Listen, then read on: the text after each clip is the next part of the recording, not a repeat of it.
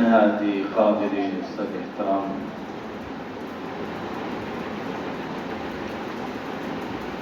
میزبان محترم مسجد حاضر کے خطیب و منتظم و متولی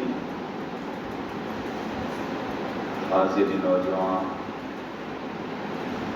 حضرت مولانا محمد نذیر صاحب اور حضرت مولانا محمد معروف صاحب، حضرت مفتی عطا الرحمان صاحب و مولانا محمد یونس صاحب اور مولانا محمد اشفاق صاحب اور دیگر کثیر تعداد میں علماء موجود ہیں جن کا نام میں نہ لے سکا، اور آپ ملا آپ سب کو میں دلی مبارکباد پیش کرتا ہوں کہ آج کا یہ عظیم الشان پروگرام پیارے محبوب صلی اللہ علیہ وسلم کی سیرت طیبہ کے حوالے سے الحمدللہ اس کا انعقاد ہوا، اس کا ذریعہ اللہ نے آپ کو بنایا اور مولانا صاحب کے ساتھ آپ معامل رہے، آپ میزبان ہیں۔ یہ پروگرام اصل میں آپ ہی نے سجایا ہے، میرے سمیت جتنے علماء ہیں یہ تو مہمان ہیں، اور یہ آپ کا خلوص ہے جس کی وجہ سے یہ حضرات تشریف لائے ہیں۔ میں اکثر میرے وفادار ہیں، میرے شاگرد ہیں، اور مجھے اس سے محسوس ہو رہا ہے کہ الحمدللہ ان کا علم تازہ ہے اور یہ جوان ہیں، ان کا جذبہ بھی جوان ہے، علم بھی تازہ ہے۔ اللہ ان سے اپنا دین کا کام لے لے۔ ہمیں تو کئی بیماریوں اور عوارضات کی وجہ سے یہ علاج کا مسئلہ اور بھی مسائل، لیکن شکر ہے کہ ان علماء کو میں دیکھتا ہوں کہ دل کو تسلی ہوتی ہے، اور انشاءاللہ یہ جہاں بھی ان کا کام کر رہے ہیں، جہاں اور اساتذہ کرام کے والدین ہمارے نہایت ہی محترم مشرق حضرت قاضی رشید صاحب رحمۃ اللہ علیہ، ان سب حضرات کے لیے انشاءاللہ یہ صدقہ جاریہ ہے، اور یہ بہت حوصلہ افزا بات ہے، امید افزا بات ہے کہ اللہ نے ان کو دین کے لیے قبول کیا ہے، دین سے وابستگی عطا کی ہے، اور ان کی مثال تو میں اسی طرح دے سکتا ہوں کہ اس طرح بیت اللہ شریف کا غلاف بنانے والے غلاف بناتے ہیں، اور وہاں مقام ہے جہاں پر غلاف تیار ہوتا ہے، اللہ سب کو لے جائے تو وہاں پر جانا چاہیے۔ غالباً اتوار کو وہاں چھٹی ہوتی ہے، اس دن نہ چاہیے گا۔ ایک دفعہ مجھے جانا ہوا، چھٹی تھی، اس کی وجہ سے میں زیارت نہ کر سکتا، پھر جانا پڑا، تھوڑا سا فاصلہ، تو وہ بیٹھے ہوئے ہیں، اللہ نے ان کو قبول کیا ہے، وہ غلاف بنا رہے ہیں۔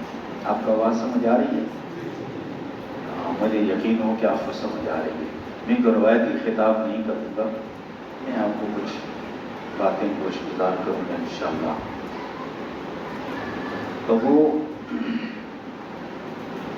غلاف بن رہا ہے، اللہ نے ہم لوگوں کو قبول کیا ہے، اسی لیے اللہ ان سے کام لے رہا ہے، اور وہاں کے خادمین ہیں، حرمین شریفین کے وہاں کے آئمہ ہیں، ان کو اللہ نے قبول کیا ہے۔ اگر اللہ نے قبول نہ کیا ہوتا تو ان کو وہاں کا خدمت کا موقع نہ دیتا۔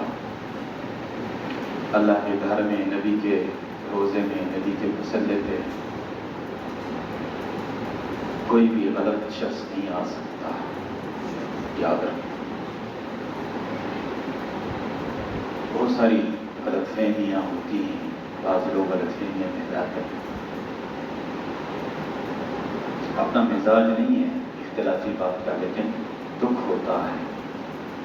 برملا کچھ ایسے علماء ہیں جو کہتے ہیں کہ وہاں پر ہماری نماز نہیں ہوتی، ان لوگوں کے پیچھے ہماری نماز نہیں ہوتی۔ میں نے کہا ان کے پیچھے آپ کی نماز نہیں ہوتی، مکہ میں آپ کی نماز نہیں ہو رہی، جہاں 1,00,000 نمازوں کا ثواب ہے۔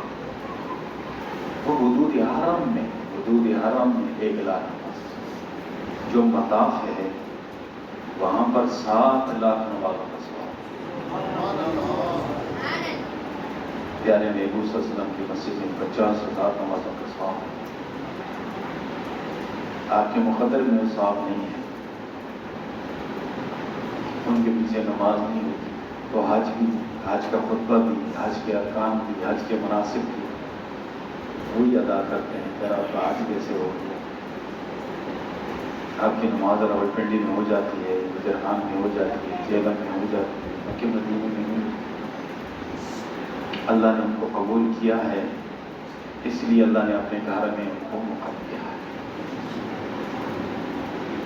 تو وہ میں نے دیکھا کہ وہ بڑا اختیار ہو رہا ہے۔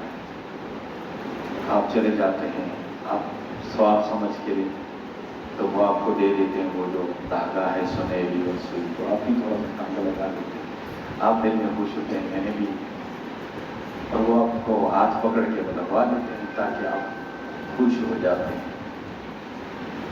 تو وہ بنا کے اس کو لاتے ہیں، بیت اللہ شریف پہ ڈالتے ہیں، پھر لٹکاتے ہیں، اس کے بعد پھر اس کو خود چومتے بھی ہیں، خود چومتے بھی ہیں، خود ہی بناتے ہیں، خود ہی لاتے ہیں، خود ہی بیت اللہ شریف پہ لٹکا دیتے ہیں، ڈال دیتے ہیں، پھر ایک چومتے بھی خود ہی ہیں۔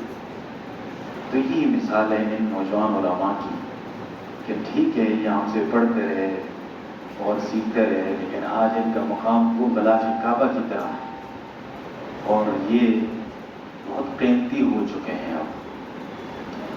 اور ویسے بھی کسی عالم کے چہرے کو دیکھو تو ثواب کی نیت سے، والدین کے چہرے کو دیکھو تو مقبول حاضری کا ثواب ملتا ہے، عالم کے چہرے کو دیکھو اللہ 70,000 فرشتے پیدا فرماتا ہے۔ اب یہ کتنے علماء ہیں، سب کے چہروں کو دیکھ لو، اور یہ 70,000 فرشتے جو اللہ نے پیدا کیے ہیں، یہ آپ کے لیے قیامت تک کے لیے تسبیح کرتے ہیں، استغفار کرتے ہیں۔ یہ علماء ہمارا سرمایہ ہوتے ہیں، اور یہ اصل بنیاد ہوتے ہیں۔